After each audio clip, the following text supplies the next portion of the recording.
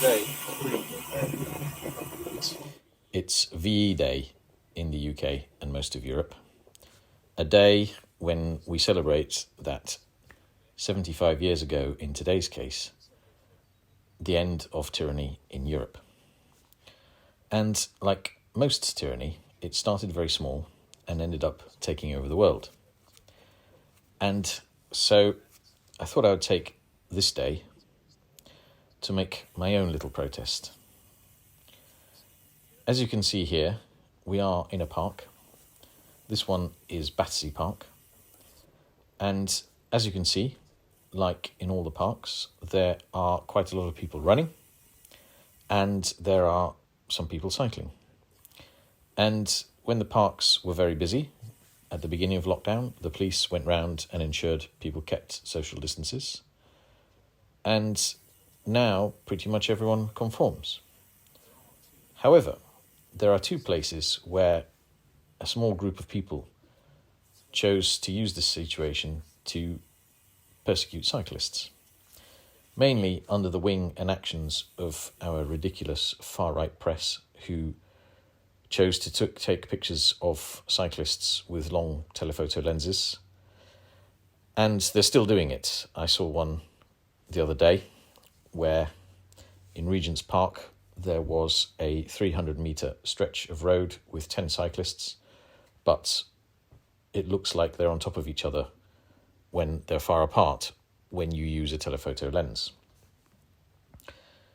So, as you can see here, everybody is cycling quite well, apart from that one cyclist who passed a little close, but generally everyone is keeping their distance.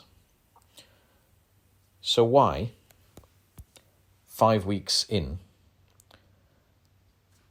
is Box Hill and Richmond Park still closed? It doesn't make sense. We are just letting tin pot authoritarians run amok and persecute a minority, which in a democracy is not right and just should not happen. In a democracy, you either close or limit or leave open, not close to just a few and think that that's okay.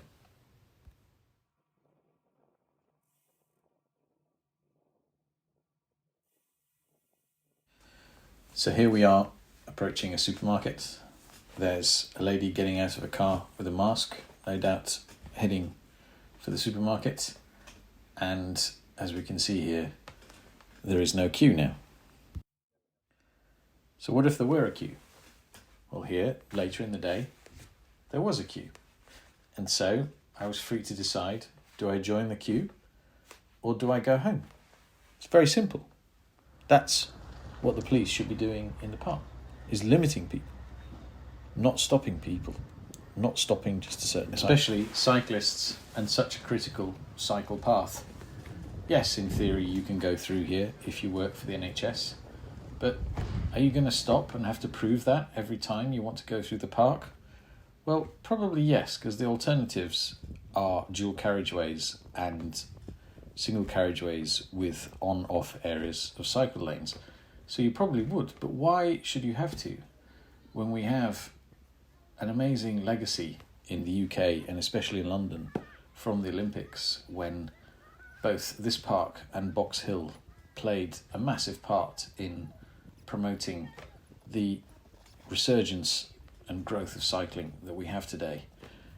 Cycling that is going to be a critical way of how people move around in a new post-lockdown Britain. Why do we have a situation where people are playing football in the middle of the road because there is nothing going on in the park? Yet the one time in history when everybody, and I mean everybody, I've even taken my young daughters via the road to the park, something I've not been able to do ever before because of the way people drive in London. It's just not safe for me to take children on the roads. There are a lot of adults who feel exactly the same way. For once, they can get to the park. But then they don't understand why we can't go in the park especially now, days after VE Day, a week later, our government is mandating that we should go back to work by bicycle as much as possible. Yet this park is still closed. It's mad.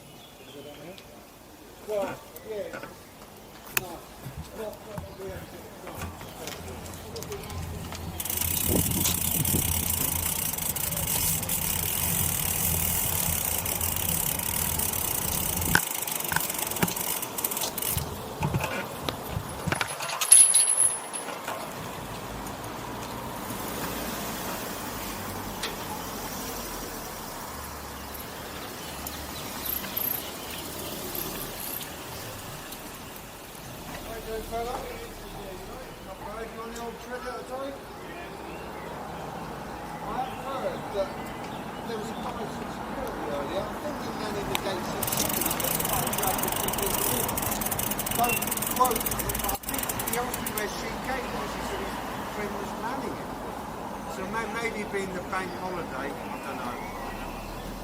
Well, it'd be better than just me doing this one. Today I went with an early man, I'm away at 1, but Andy here from 1 till 6:30.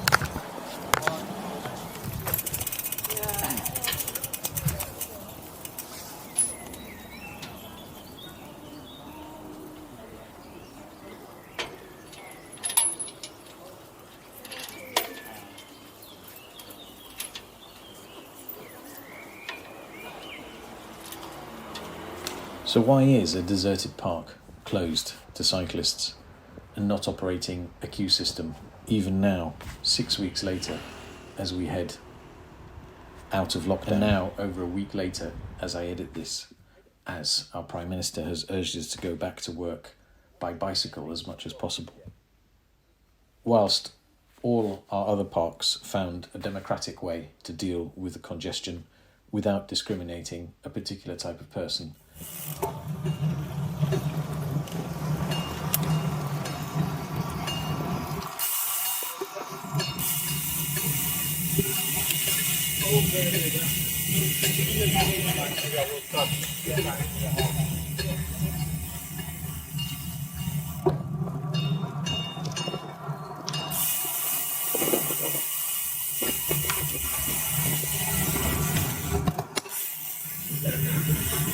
So here we are again, back in the park.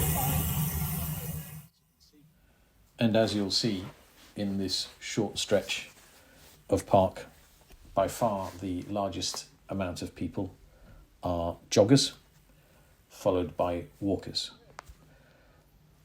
And there are some cyclists as well. Are the amount of joggers enough to make it difficult to avoid them or avoid social distancing?